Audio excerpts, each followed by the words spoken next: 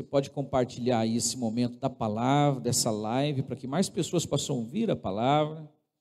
Já louvamos, já adoramos. Como é bom nós cantarmos aquilo que nós cremos. Efésios, essa carta de Paulo, no capítulo 6, no verso 10. Eu quero ler só o 10 com os irmãos. Os irmãos conhecem bem o restante do texto, que é a armadura de Deus, né? Que fala aqui, a armadura do Senhor, a partir do 12. Nós podemos resistir e vencer em todas as circunstâncias. Mas é impressionante essa palavra de Paulo. Veja bem, Efésios é uma carta que vai trazer para a gente, até o capítulo 3, o lugar e a posição que nós acompanhamos. Você já percebeu isso? Ele fala quem Jesus nos tornou por causa do que ele fez. Ele fala para os judeus, ele fala para aqueles que não são judeus, no caso somos nós. O Senhor Jesus possibilitou que nós fôssemos feitos filhos do Senhor.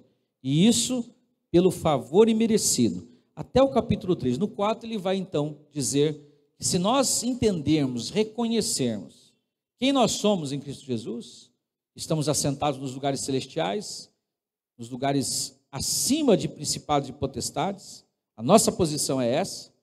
Nós então, no capítulo 4, ele começa a dizer, vocês precisam se apropriar dessa natureza, dessa verdade, viver de acordo com essa posição. Então não é uma ideia de nós conquistarmos essa posição, nós já estamos salvos, amém, irmãos? Nós somos salvos pela graça, nós temos que viver de acordo com a posição que nós ocupamos, né? Nós temos esse lugar maravilhoso. E no 5 ele vai dar instruções então para pessoas que não sabiam, não tinham direção e instrução do que fazer em relação a pais e filhos, marido e esposa, servo e empregado, né? Todas as questões em relação a culto. No capítulo 6, então, ele vai trazer as instruções aqui sobre as questões espirituais. E veja o que ele fala no 10. No demais, irmãos meus, fortaleçam-se no Senhor e no seu forte poder. A outra versão diz assim, fortalecei-vos no Senhor e na força do seu poder. A minha versão, que é a NVI, nova versão internacional, fala e no seu forte poder. Fortalecei-vos no Senhor. Amém? Nós vamos falar nessa noite sobre somente a perfeição me torna herdeiro de todas as bênçãos de Deus. Aí relacionado a essa questão de se fortalecer no Senhor. É uma palavra, né, que eu quero que você preste atenção. O tema é esse. Somente a perfeição, que é o padrão de Deus, me torna herdeiro de todas as bênçãos de Deus. Feche os teus olhos. Quero pedir que o Senhor fale com cada um de nós. Você que está em casa, ore comigo nessa hora. Pai, em nome de Jesus, ministra a tua palavra, fala ao nosso coração, pelo teu Espírito Santo.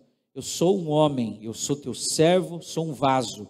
E o vaso, Senhor, não é aquele que traz o poder, a unção, não é aquele que vem referendar o tesouro, mas é o contrário, o tesouro que o Senhor tem colocado dentro de mim, dentro de nós, é que nos torna, Senhor, privilegiados. Esse tesouro da tua palavra, das tuas verdades, que o Senhor tem revelado ao nosso coração. Aviva mais uma vez o nosso entendimento, em nome do Senhor Jesus. Amém e amém. Glória a Deus. Irmãos, o apóstolo Paulo faz uma declaração na carta aos Coríntios, segunda carta, capítulo 12, verso 10. Ele diz o seguinte, quando eu estou fraco, aí é que eu estou forte. Amém? Nós temos falado algumas vezes sobre isso, mas é uma declaração completamente contraditória, né? Se eu estou fraco, como é que eu vou estar forte? Se eu estou forte. Né? Nesses dias de pandemia, o pessoal tem dito para você não deixar o teu sistema imunológico enfraquecer. Não deixar, por exemplo, a sua mente ser tomada pelo medo e você ficar depressivo. Então, você está forte, você tem que se fortalecer, tem que colocar pensamentos positivos da palavra de Deus na sua mente, você se alimentar principalmente com vitamina C, vitamina D, tomar sol, né? O nosso médico aqui, Guto, deu palestra esses dias e tem aí vários, né, vídeos que mostram como que você fortalece o seu organismo. Mas a declaração de Paulo é estranha. Quando eu estou fraco, aí que eu sou forte? Pastor, eu entendo que é a questão, né? Se eu estou fraco na minha força, a minha vontade, né, os meus desejos, aí eu vou estar forte espiritualmente para Deus. Essa é a primeira interpretação que nós acabamos tendo dessa palavra de Paulo. Mas será que Paulo está falando isso? Que é quando eu enfraqueço a minha carne através do jejum, né? Quando eu me livro dos meus desejos. Santo Agostinho, ele se enrolava nos espinhos, porque ele foi uma pessoa, antes de se converter, muito dado à promiscuidade. Muito dado mesmo. Então, quando ele teve uma experiência com o Senhor Jesus, após a morte da mãe dele, ele se tornou o bispo de Hipona, um nome muito importante na história da igreja cristã, mas ele tinha uns negócios de se rolar nos espinhos, né, para que ele pudesse sentir dor e daí não sentir desejo. E depois nós podemos entender a vida de Lutero lá uns quase 1000 anos depois, né, que ele tinha um tormento, Satanás falava nos ouvidos dele, dizendo que ele era pecador, até que ele leu na epístola de Paulo aos Romanos: o justo viverá pela fé. O justo viverá pela fé e não pelas suas obras. E aí então ele pôde entender que era tudo pela fé. E leu e releu de novo todas as cartas de Paulo, e nós temos então uma outra forma de pensar. A religião leva você a acreditar que se você fizer penitência, carregar a cruz nas costas, se você tinha uma religião, nós falamos esses dias, né, que até se chicoteava, que o pessoal do Opus Dei, eles colocavam um negócio aqui na perna, que era um negócio de ferro, né, que apertava e furava, e quando eles erravam, eles dão uma apertada ainda maior, uns negócios assim muito louco para ver se eles paravam de pecar. No capítulo 7 de Romanos, Paulo fala assim: olha, se você fizer força contra o pecado para você não pecar, aí que você vai pecar. Paulo está falando de uma força que ele, como homem, como um camarada de realização, de ação, era um camarada de ir desbravar. Ele fundou todas as igrejas da Ásia. O pessoal lá, Pedro, Tiago e João, ficaram em Jerusalém, e ele saiu com os amigos missionários, como Barnabé, como Lucas, né? Marcos depois o abandonou, mas ele foi, desbravou, ele abriu igrejas, ele era um cara de fazer e acontecer. E com o passar do tempo, ele foi vendo que o Senhor ia segurando ele quando ele queria fazer algumas coisas que não eram da vontade do Senhor, a força dele, a decisão dele, tanto que ele foi preso e nunca mais saiu da prisão, porque talvez se ele saísse, ele poderia até estragar todo o trabalho que ele tinha feito. Quando ele foi para Roma, foi preso, e ele não saiu mais da cadeia. Porque nós vamos até onde o Senhor quer que nós vamos. Nós não somos autossuficientes, e principalmente ele, que era um homem totalmente dependente do Espírito. Ele falava várias vezes: eu quis ir para um lugar, o Espírito Santo falou não, eu quis para outro lugar, o Espírito Santo falou não. Então o Senhor foi segurando a força da vontade dele de fazer aquilo que não era a direção de Deus na vida dele. E ele foi entendendo, então, quando a minha decisão, quando o meu livre-arbítrio, quando a minha carne, a força do meu braço, quando a Bíblia fala de carne, ela não está falando de desejos, principalmente o pessoal entende desejos sexuais. A força da carne para Deus é a força do livre-arbítrio do homem que quer fazer a sua vontade, porque se ele rende a sua vontade ao Senhor, o resto é consequência. Então, quando ele vem aqui, começa essa palavra que vai culminar na questão da armadura de Deus, ele está falando: fortalecei-vos no Senhor e na força do seu poder. Fortalecei-vos no Senhor e na força do seu poder. Volta um pouquinho alguns capítulos na sua Bíblia, aí no capítulo 1, por exemplo. Ele vai falar, né, das nossas bênçãos conquistadas.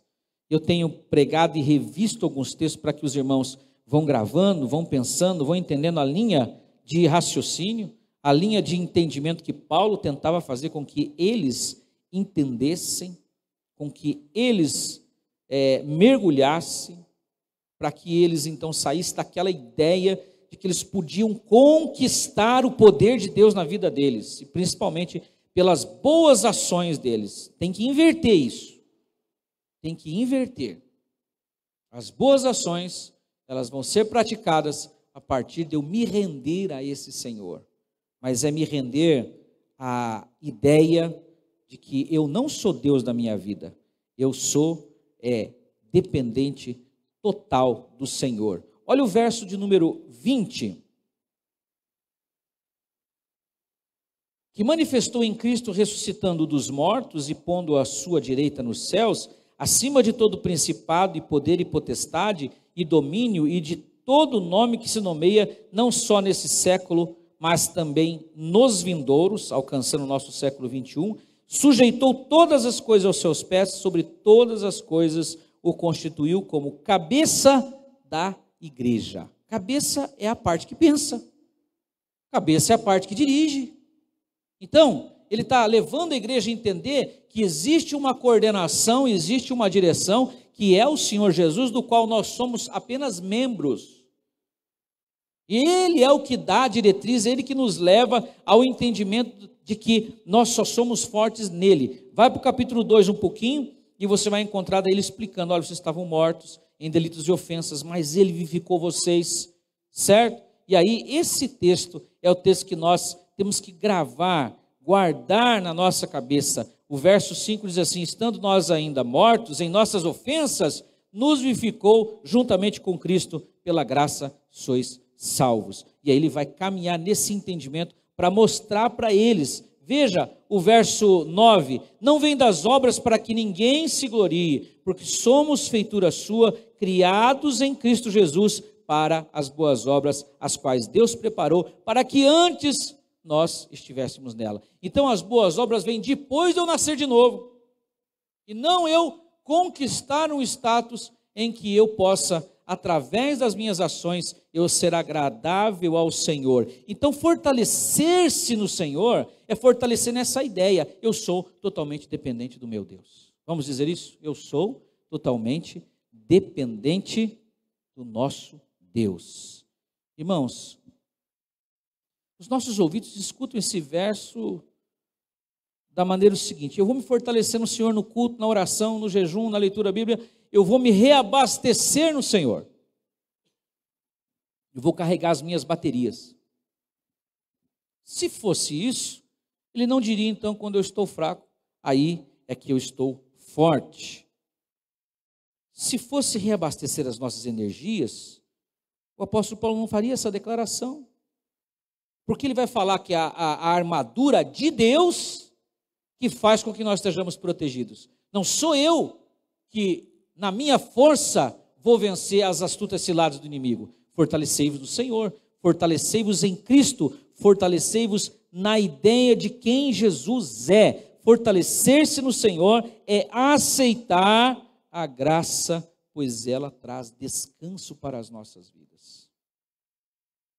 O que é graça? Favor imerecido. Fortalecer-se no Senhor é exatamente a gente descansar nesse grandioso amor que nós cantamos. E o que é a graça, se não, irmãos, a desistência do projeto de ser perfeito por nós mesmos? Você tem um projeto de ser perfeito por você mesmo? Bom, pastor, eu fui salvo, batizei, me deram aí as diretrizes de como ser crente, e eu estou nessa trilha, caminhando, eu vou para Canaã, e eu estou tentando me aperfeiçoar dia a dia. Não é assim que nós pensamos? Irmão, se a gente pensar assim, a gente se decepciona. Tem muita gente desviado da igreja, porque a pessoa chega à conclusão: eu não consigo. Porque se não é uma coisinha pequena, é uma grande. Se não é uma grande, é uma pequena. E aí o acusador, se eu fico na minha força e não na força dele, ele vem para dizer: está vendo? Você errou, você caiu, você pecou. Assim como falava para Agostinho, como falava para Lutero, como fala para você.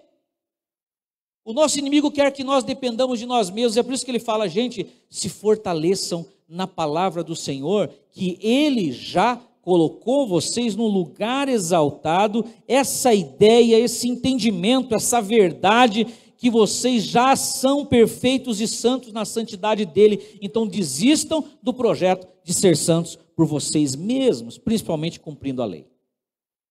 Por quê? Iam pessoas, depois que Paulo pregava, as pessoas eram ganhas para Cristo, e ele não falava da lei, porque senão ele tinha que levar eles ao judaísmo. Se ele fosse falar da lei, ele tinha que levar eles à circuncisão, a compreender toda a lei de Moisés, a guardar os 613 mandamentos, a saber como é que faria o culto, o sacrifício, toda aquela ideia que eles tinham. Não, ele não falava disso para eles. Ele falava: olha, Jesus morreu na cruz para pagar os vossos pecados, e através do que ele fez, vocês têm paz com Deus, pode receber o Espírito Santo e pode ser instrumentos poderosos na mão dele. A pregação dele era essa, não tinha complicação. É claro que depois o pessoal ia perguntar: mas quem é esse Jesus? De onde ele veio? E aí ele ministrava, né? Ele é o Filho de Deus, que viveu eternamente, que se tornou carne, né? Que vive eternamente, que veio e se tornou para caminhar conosco. Aí ele falava assim: olha, porque lá na nossa religião, lá nos textos antigos, falava dele, mas ele evitava de falar dos textos antigos. Ele citava as profecias sobre Jesus, e ele falava de Jesus. Ele disse: eu não me propus a saber nada entre vocês, a não ser Cristo e esse crucificado. Ele falava: olha, o segredo é você se render a esse amor incondicional e você receber essa salvação de verdade. Porque se ele ensinasse eles na doutrina dos judeus, eles iam entrar no projeto de ser perfeito por eles mesmos. De ser perfeito por eles mesmos. Porque nós queremos, irmãos. Nós não aceitamos ser falhos. Deixa eu perguntar para você: se alguém pegar você, colocar o dedo na sua cara e falar: você errou nisso, você errou naquilo, você errou naquele outro. Geralmente, esposas fazem isso. Não façam isso. Você está errado nisso, né? Ou o pai com o filho: senta aqui, o sermão, você não pode fazer isso, isso, isso, isso. Não a criancinha, que a criança a gente tem que instruir, não é verdade? Tem que dar uma direcionada, às vezes, né? Uma varadinha, porque a gente vai conduzindo. Mas passou dos 12 anos, 13 anos ali, você tem que convencer pelo amor, não pela chibata, pelo chicote. Mas quem é que gosta de ser chamado a atenção, irmão? Quem é que... Olha, tem gente que chama a atenção do pai e da mãe. E os pais, geralmente, eles falam assim: ué, o que é isso aí? Você agora vai querer mandar em mim? Não gosta, ainda que esteja errado. Então, eu estou dizendo o seguinte: desde criança até a gente envelhecer, a gente não gosta que fique falando para a gente que está errado. Então, essa não é a diretriz de Deus. Esse não é o trabalho de Deus conosco, porque se Deus mostrar para nós as nossas falhas, no que nós vamos ficar pensando? Pensa comigo. Isso não é se fortalecer no Senhor. Se fortalecer no Senhor é se fortalecer na nossa vitória conquistada na cruz. É se fortalecer na verdade de que nós não estamos caminhando para ser santo. Nós vivemos de uma forma, a consequência é a gente se afastando de toda a prática desse mundo cada vez mais. Mas que práticas? As práticas que realmente fazem com que a gente não demonstre amor ao nosso próximo. Não são coisinhas e picuinhas e gostos e vontades e ideias e doutrinas cheias de coisa. Irmãos, os judeus inventaram tanto. Olha, Deus deu 10 mandamentos. Sabe quantos eles tinham? 613. Eles foram inventando. Jesus comia sem lavar as mãos, ele sentava com os pecadores, e o pessoal falou: mas como assim? Que negócio é esse? Ele não é o rabino? E aí Jesus disse: que contamina o homem? Irmãos, nós estávamos falando ontem sobre isso. Não é o que entra no homem, é o que sai do homem. Então aqueles mandamentos deles eram coisinhas que eles estavam querendo, né, colocar uma capa de santidade por fora, mas por dentro estava tudo sujo, tudo ruim. Quantos estão entendendo? Diga amém. Fortalecei-vos no Senhor e na força do seu poder. Se eu for para esse texto que ele fala: quando eu estou fraco, aí que eu estou forte, é quando eu realmente sou tomado pela ideia, a verdade de que eu não posso ser santo por mim mesmo, eu não alcanço isso por mim mesmo, eu não me torno digno diante do Senhor por mim mesmo, e eu não posso pensar que ele me lavou com o sangue dele, agora eu vou ficar tomando banho. Ué, eu já fui lavado, fui remido, eu tenho que agora ficar me lavando o tempo todo? Não, é uma vez por todas, e eu recebo isso, eu me coloco na posição de filho, eu me coloco na dignidade que ele me chamou para ser, e aí eu caminho de acordo com o que um filho caminha. Para lembrar para os irmãos, como é que um filho que é príncipe tem que caminhar? Não é ir lá querer comer as bolotas dos porcos, é estar na casa do pai, porque na casa do pai tem pão, tem alimento, tem sustento, tem vestes novas, tem posição. É só lembrar disso. Agora, ele foi lá, fez o que fez. Quando ele voltou, o pai quis arrebentar com ele. Ou o pai falou, não, você estava morto, agora você viveu de novo. Amém? Aleluia. Em Adão todos nós morremos, em Cristo todos nós tornamos a viver novamente. Irmãos, o que é a arrogância, a prepotência, a autossuficiência, o orgulho, senão a superioridade ou a ideia ilusória de que nós somos superiores? O que é o orgulho, a autossuficiência, a arrogância, a prepotência, senão a ideia da divinização superior aos outros? Assim eram os fariseus, eles olhavam assim as pessoas. Eu não sou como esse pecador aí, Senhor, que está orando aí. Porque eu faço isso, faço aquilo, faço aquele outro. Tiago diz em sua epístola, no capítulo 4, verso 6, porque Deus resiste aos soberbos e Ele dá graça aos humildes. Irmãos, Cristo desceu da sua posição de filho de Deus. Filipenses 2,5 fala, de sorte que haja em vós o mesmo sentimento que houve em Cristo Jesus. E ele vai falar todo o texto. Que não teve por usurpação ser igual a Deus, mas despojou-se de si mesmo, tornando-se servo, indo até a morte de cruz, a morte mais horrenda e mais terrível na questão de fama, porque era maldito que fosse pendurado no Calvário. Então ele está falando assim, desçam do pedestal de vocês. Desistam da ideia de ser perfeito por vocês mesmos. 2 homens sobem para orar. Lucas 18, verso 9 ao 14. 2 homens sobem para orar e acontece um negócio completamente assim, fora da casinha, naquilo que Jesus falou. Porque na verdade, dentro da religião, aquele homem estava falando com Deus. Lucas 18, 9 a 14. A parábola do rico, do fariseu e do publicano. Certo? Foi ele que declarou, Senhor, graças te dou porque eu não sou como os demais homens pecadores. Eu oro 3 vezes ao dia, jejuo 2 vezes por semana, dou o dízimo do endo, do cominho, do hortelã.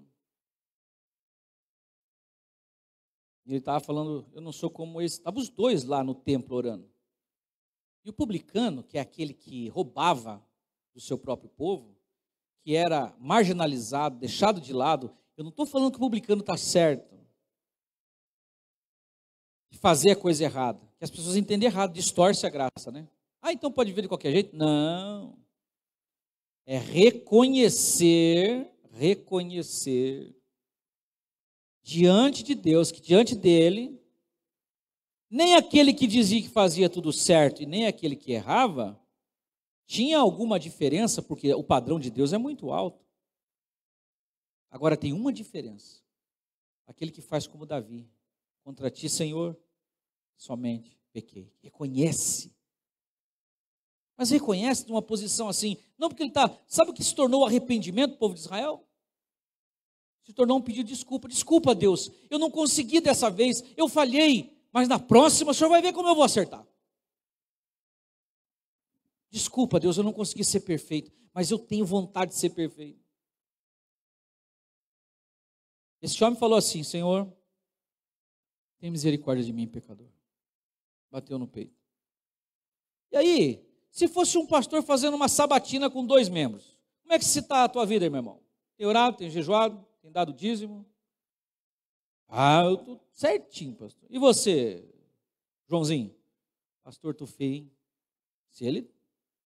Se ele fosse sincero, né? Quem que eu iria bater palma? Jesus falou para os discípulos dele, o que reconheceu os seus pecados e confessou, desceu justificado. Ei, Jesus, mas como assim? O senhor não tem que exaltar o fariseu que faz o certo? Ele não está falando que o fariseu está fazendo errado e não está exaltando que o outro fazia de errado. Ele está dizendo que aquele que se humilha diante do Senhor, que reconhece que não é perfeito, ainda que faça o certo, que não se sente superior, que não se sente Deus, e ele estava falando com ele mesmo de Jesus. Graças te dou que eu não sou como os demais pecadores. É um sentimento de superioridade, de divinização. Ah, eu sou servo do Senhor. Normalmente, quando a pessoa pega esse caminho da justiça própria, ela se torna uma pessoa completamente, sabe, ruim de estar perto dela. Porque ela trata você com inferioridade. Mas Jesus disse que o que reconhece, o que depende da misericórdia. Sabe qual é a palavra no Novo Testamento hebraico que substitui a palavra graça? É misericórdia. Graça e misericórdia são a mesma coisa. Então ele está falando assim: Senhor, me favoreça mesmo que eu não mereço. Tenha misericórdia de mim que sou pecador. Quando acontece isso, você se fortalece no Senhor, porque você recebe a força dele. Essa pregação é uma pregação totalmente assim, levada para um outro lado, porque o certo é falar do erro, repreender o erro e exaltar quem acerta. Agora, isso está sendo feito por séculos e séculos, e a gente vê que as pessoas cada dia mais se sentem mais indignas. A prova disso eu tenho dito aqui, irmãos, que é a falta de coragem de pôr a mão na cabeça de uma pessoa e orar por ela, porque não se sente digno. Que a pessoa fica só pensando em todas as coisas que ela não faz certo, aí aparece a oportunidade de alguém doente perto dela, que ela pode pôr a mão, ela fala: eu não sou digno de orar por essa pessoa. Mas não tem dignidade sua, é em nome de Jesus. Ele não falou: vão pelos 4 cantos e se torne perfeitos, daí vocês impõem as mãos e expulsam os demônios. Ele falou: vão e em meu nome façam isso, na força do meu poder. Amém, irmãos? Dá para você entender? Dá para você entender quem está em casa? Então, queridos, é incrível a diferença do entendimento. Porque quem colocou essa ideia de ser perfeito na cabeça do homem? Os irmãos lembram? De ser como Deus? Quem? O Brasil chama tinhoso, carcará sanguinolento, o fedido, o capiroto. A Bíblia diz que é querubim caído. O querubim caído. Ele chegou para a mulher e falou assim: come esse negócio que você vai receber um poder em você, que você vai ficar igual Deus, perfeito, você não vai errar mais. Você imagina, irmãos, que a mente de Adão e Eva era perfeita, sim ou não? Deus criou o homem perfeito, né? Ela acreditou nisso, porque a mente dela era uma mente totalmente diferente da nossa. Ela acreditou, isso foi passado para nós. Dentro de nós tem uma ideia de que nós podemos ser Deus por nós mesmos. Mas pastor, eu me rendi a Cristo, eu vim para Jesus, eu entrei numa igreja, só que daí o que aconteceu? Satanás enganando aqueles que estão à frente, muitas vezes, ele fez com que eles pregassem a mesma coisa. Sim, vocês agora estão salvos, mas vocês têm que caminhar certinho, porque senão vocês vão para o inferno. Aí sabe o que as pessoas entendem quando eu falo isso? Então o senhor está falando que pode caminhar de qualquer jeito? Eu não lembro de ter falado isso de jeito nenhum. É que está impregnado na nossa cabeça. Façam para ganhar. Sejam santos para vocês serem reconhecidos por Deus. E a Bíblia diz que diante de Deus não há glória de ninguém. É pelo favor imerecido. Quando eu saio dessa verdade, eu enfraqueço. Quando eu mergulho nessa verdade, eu sou fortalecido na força do seu poder, e não no meu poder, e não na minha capacidade, porque nunca ninguém conseguiu ser perfeito por si mesmo. Nunca. O apóstolo Paulo, ele declarou: olha, o apóstolo Paulo foi um camarada que ele fez tudo certinho. Ele falou: ó, segundo aqueles que eram da minha idade, eu era irrepreensível. Já pensou uma pessoa poder falar que ela era irrepreensível? Segundo as regras, segundo os ditames, eu não falhei em nada. Fui zeloso. E os meus irmãos são zelosos também. Só que eles não entendem que Deus não quer a justiça deles.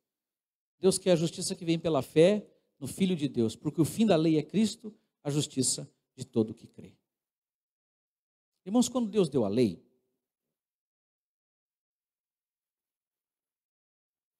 Foi um momento estranho. Abra sua Bíblia em Êxodo 19:8. Era um povo que não sabia discernir a mão direita da esquerda. Era um povo que fazia tijolo. Tinha aprendido lá um monte de coisa errada no Egito. Deus para eles era uma imagem. Porque tinha lá, no Egito, Deus Sol, né? Tinha várias imagens que representavam divindades dos egípcios. Inclusive Faraó era um deus. Agora Deus tirou eles com mão forte do Egito. E na caminhada do Egito até o Monte Sinai, eles murmuraram. Nós queremos água, nós queremos carne. E murmurar é pecado, é ou não é? Mas Deus matou alguém? Ao contrário, Deus os guardou, porque eles estavam debaixo da aliança com Abraão. A aliança que Deus tinha feito com Abraão. Nesse texto de Êxodo, eu quero que você vá para o verso 8, Êxodo 19, no verso 8. Agora, um pouquinho antes, quando Moisés vai lá para a presença de Deus, antes de receber os 10 mandamentos, preste atenção nisso que é muito importante. Guarde aí esse texto na sua Bíblia. O verso 8 que eu quero que você frise. Mas, o verso 7 diz assim: veio Moisés e chamou os anciãos do povo e expôs diante deles todas essas palavras que o Senhor lhes tinha ordenado. Que palavras? Volta um pouquinho no texto. Verso 4: vós tendes visto o que vos fiz aos egípcios, como vos levei sobre as asas de águias. Diga comigo, asas de águias. Esse povo tinha algum mérito, tinha alguma santidade, tinha alguma coisa que eles faziam certo? Olha, quando eles chegaram na frente do Mar Vermelho, eles falaram: Moisés, a gente vai matar você, cara. Você trouxe a gente para morrer aqui, né? Você quer afogar a gente no Mar Vermelho. Se revoltaram, se rebelaram, a raiva deles, a vontade de matar. Aliás, eles rejeitaram Moisés lá antes. Por isso que ele teve que ir embora para Padã Arã e ficou 40 anos até ele poder voltar. Eles falaram para ele assim: quem que é você? Você é juiz? Juiz por um acaso das nossas causas? Mas Deus falou assim: eu tirei vocês com asas de águia e vos trouxe a mim. Agora, pois, se diligentemente ouvirdes a minha voz, preste atenção aqui, e guardardes a minha aliança. Em outras versões está escrito meu concerto. Está acompanhando aí? É meu concerto? Que concerto que Deus tinha feito com eles? Já tinha dado os 10 mandamentos? Não, porque é no 20 que vai dar. Qual é o concerto que ele tinha feito? Qual a aliança que ele tinha feito? A aliança que ele fez com Abraão.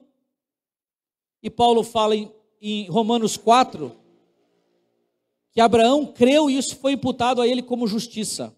Vamos repetir juntos? Abraão creu. Fala comigo, Abraão creu. De novo, Abraão creu.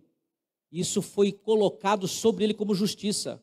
E quando Deus apareceu para Moisés, ele falou o quê? Eu sou o Deus de Abraão, Isaque e Jacó. O que significa isso? Eu tenho uma aliança com os ancestrais de vocês. E é essa aliança que Deus estava falando que era para eles permanecerem. Aliança da fé. Mas aí Moisés vai lá e explica para eles. E no verso 8, então eles falam assim: então todo o povo respondeu em uma só voz: tudo o que o Senhor tem falado, faremos.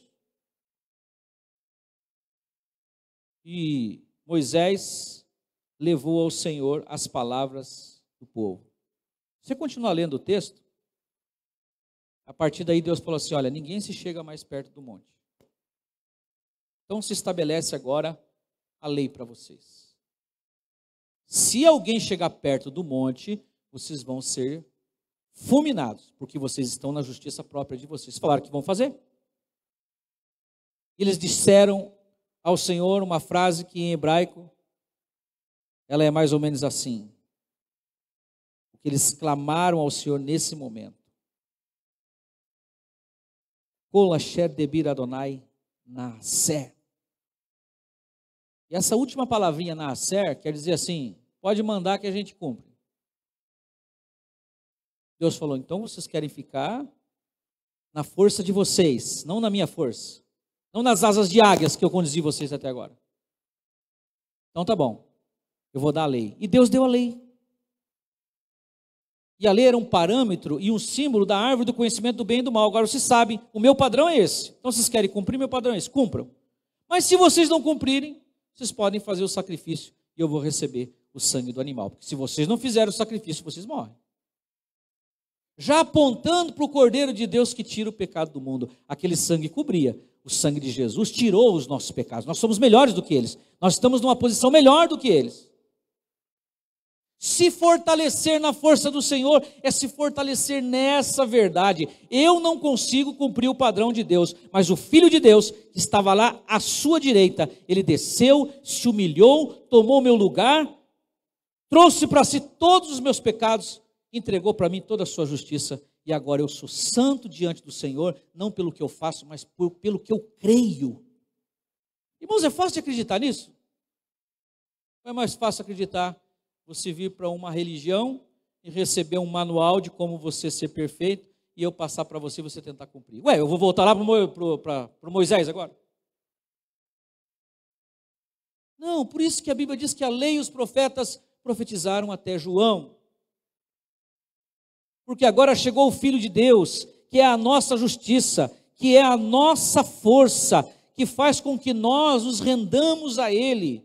Desistamos do projeto de ser perfeitos. Porque alguém pode perguntar, pastor, então por que Deus deu a lei? Porque eles pediram. Tudo que o Senhor mandar nós faremos. E eles fizeram? Não, quando Moisés desceu com a lei, encontrou eles fazendo bezerro de ouro. E dizendo, esse é o nosso Deus. E se não fosse Moisés quebrar as tábuas da lei, eles tinham morrido todos. E Deus foi suportando esse povo, suportando esse povo. E lá na frente ele fala através do profeta, o tempo todo estendia as mãos a um povo rebelde e de dura cerviz.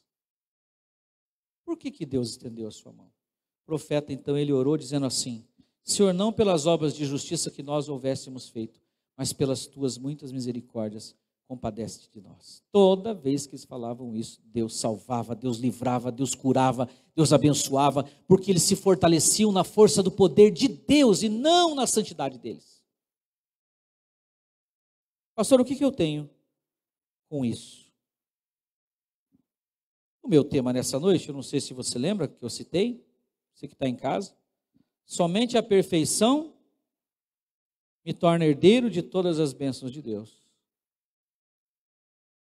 Esse é meu tema. Todas as vezes que eu estou fraco, é aí que eu estou forte. Quando eu me sinto total e completamente dependente do Senhor, o milagre se manifesta. O sobrenatural se manifesta. Mas nós temos a tendência de dizer para Deus, quando a gente dobra os joelhos e erra e fala assim, Senhor, eu não consegui dessa vez, mas eu prometo para o Senhor que eu vou melhorar, eu vou mudar. E tem umas coisas que a gente não quer nem falar com Deus mais, porque a gente fala assim, olha, eu não sei porque eu sou assim. Por exemplo, uma pessoa irada, nervosa, já tomou calmante, já fez terapia, de repente, destrambelha. Eu não vou nem falar mais sobre isso, porque Deus me aceita assim mesmo, então, não tem problema. Nessa hora, ela depende totalmente de Deus. Porque ela desiste de mudar por ela mesma. E de repente a pessoa começa a ver como uma pessoa que é livre de um vício. Ué, não estou sentindo mais vontade? Eu deixei sem eu perceber. E não é só vício de cachaça, não, irmãos. Café, Coca-Cola. Tem gente que não pode ficar sem café porque dói a cabeça, é viciado, quimicamente dependente. Mas pode tomar o cafezinho. Coca-Cola faz mais mal que café. Não é isso, é quando a pessoa se fortalece na força do Senhor. O apóstolo fez essa declaração porque ele sabia, eu tenho que desistir da minha força. Eu sei o que eu tenho que fazer, eu sei o que eu quero fazer. Eu gostaria que a igreja do Senhor expandisse, que as coisas fossem muito melhores. Mas eu estou sendo seguro por Deus. Deus me prendeu nos seus braços. Aceitar a perfeição de Cristo, irmãos, é aceitar a justiça doada por Deus a nós. Tem que receber. É muito difícil crer nisso.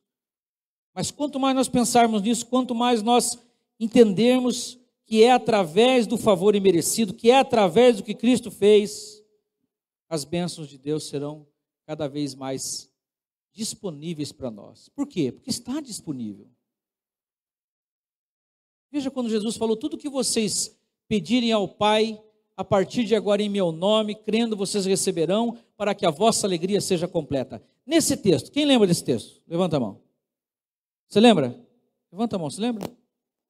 Tem alguma coisa dizendo, quando vocês se tornarem perfeitos, certinhos e crerem, podem pedir que eu vou dar?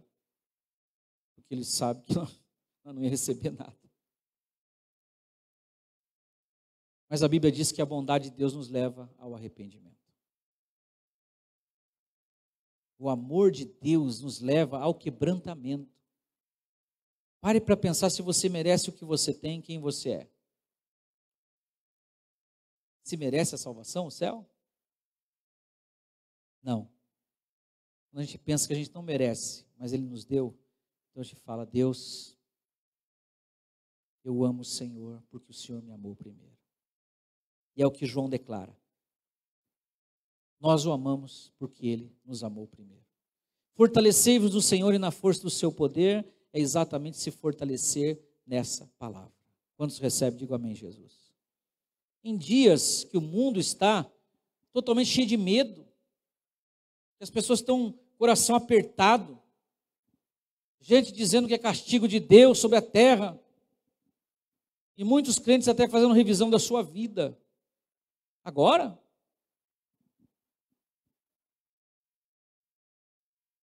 Com medo de morrer. Pastor, o senhor quer morrer? Eu quero estar com o meu Senhor. E essa era a vontade daqueles que se converteram há umas décadas atrás. Agora é um pessoal que depende muito de si, do seu louvor, da sua adoração, depende muito da sua frequência, depende muito das boas obras que faz, e sabe que não faz, aí se sente indigno e tem medo da morte. Nós estamos fiados no que Cristo fez. Amém? Essa é a nossa força, esse é o nosso poder.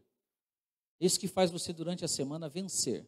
O diabo vai chegar no teu ouvido e falar assim, mas você errou, você fez aquilo, você pensou aquilo, você não fez o suficiente. Você tem que declarar para ele, eu sou a justiça de Deus na terra, em Cristo Jesus. Eu sou a justiça de Deus na terra, caminhando como ainda imperfeito, o meu Senhor me favorece, porque eu estou debaixo da justiça de Cristo e não da minha. E cada vez mais eu vou crescendo nesse entendimento, nessa vontade de amá-lo e de viver para Ele. Assim é o coração daquele que serve o Senhor. Amém, irmãos?